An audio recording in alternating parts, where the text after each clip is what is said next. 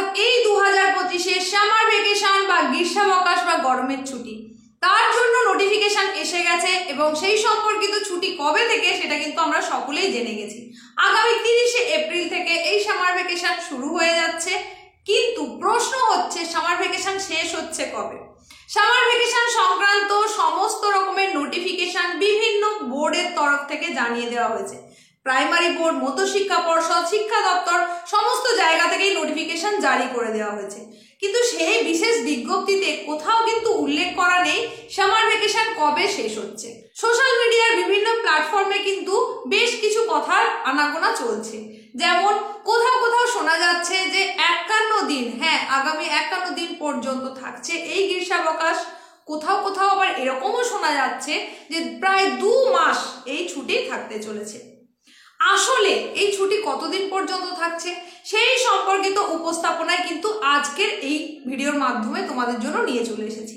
প্রথমেই তোমাদের যেটা জানাতে চাই যে প্রচন্ড দাবদাহজনিত কারণে আমাদের এই রাজ্যে অর্থাৎ পশ্চিমবঙ্গে আগামী 30শে এপ্রিল থেকে গ্রীষ্মের ছুটি শুরু হয়ে যাচ্ছে, সেটা তোমরা সকলে জেনে গেছো। পড়শি বিভিন্ন রাজ্য, সেখানে কিন্তু কোথাও কোথাও 12 মে, কোথাও 15 মে, কোথাও 18 মে এই সমস্ত দিন থেকেই কিন্তু গ্রীষ্মের ছুটি শুরু হচ্ছে।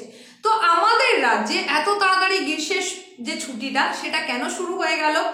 প্রচন্ড গরম কিছুদিন আগে আমরা সেটা অনুভব করেছি। এই যে দাবদাহ, তার থেকে যাতে তোমাদেরকে রক্ষা করা যায়, যাতে সেটা তোমাদের মধ্যে কোনো সমস্যার সৃষ্টি না করে, তার জন্যই কিন্তু সরকারিভাবে জানিয়ে দেওয়া হয়েছিল, অনেকটা আগেই জানিয়ে দেওয়া হয়েছিল আগামী 30শে এপ্রিল থেকে এই ছুটি কার্যকর হতে চলেছে।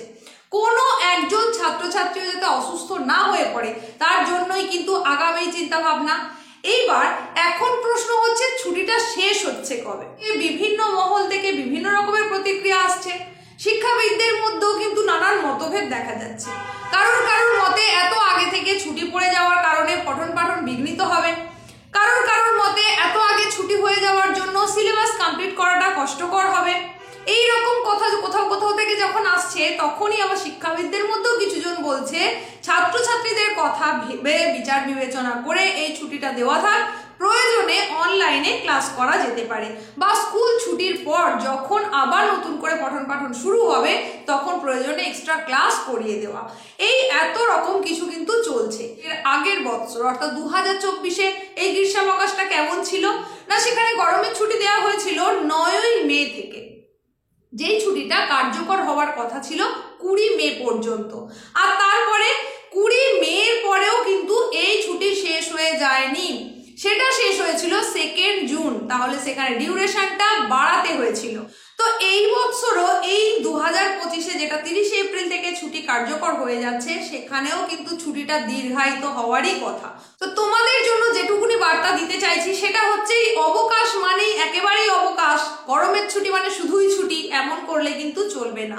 কিছুটা পঠন পাঠনের মধ্যে তোমাকে থাকতেই হবে, একটা নির্দিষ্ট শিডিউল তুমি করে নাও, নির্দিষ্ট রুটিন বানিয়ে নাও, যেই সময়টুকু তুমি ঠিকঠাকভাবে পড়াশোনাটা করতে পারবে। কারণ তোমরা যারা আগস্ট মাসে সেকেন্ড সামেটিভ পরীক্ষা দেবে তাদের জন্য সিলেবাস কিছুটা তোমাদের এগিয়ে রাখতে হবে।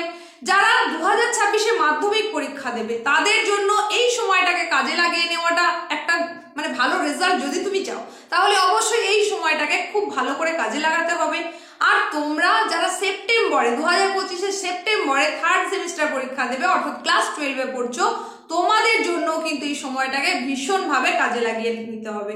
তাই গ্রীষ্মাবকাশ যতই সেটা অবকাশের সময় বলে বলা হোক, কিন্তু একেবারে ঢিলেমি দিলে চলবে না, বা গরমের ছুটিটাকে শুধুই ছুটি বলে কাটিয়ে দিলে চলবে না।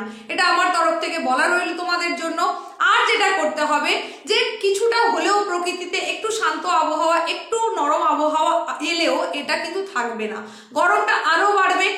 প্রচুর পরিমাণে প্রত্যেকে জল খাও, বাড়ির ছোটদের এবং বড়দের অনেক খেয়াল রাখো, হালকা নরম পোশাক পরো, সুতির পোশাক পরো, একেবারে সহজ পাচ্য খাবার সেটা তোমরা খাও যাতে শরীরটা সুস্থ থাকে।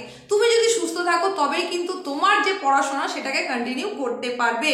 তো আর যেটা বলার সেটা হচ্ছে এই ছুটি কবে নাগাদ শেষ হতে চলেছে তার জন্য আমাদেরকে তাকিয়ে থাকতে হবে নেক্সট সরকারি বিজ্ঞপ্তির জন্য। অবশ্যই সেই নোটিফিকেশন যখন পাবলিক করা হবে সেটাই চ্যানেলের তরফ থেকে তোমাদের জন্য তৎক্ষণাৎ নিয়ে চলে আসার চেষ্টা করব। প্রত্যেকে এই গরমের মধ্যে সুস্থ থাকার চেষ্টা করো।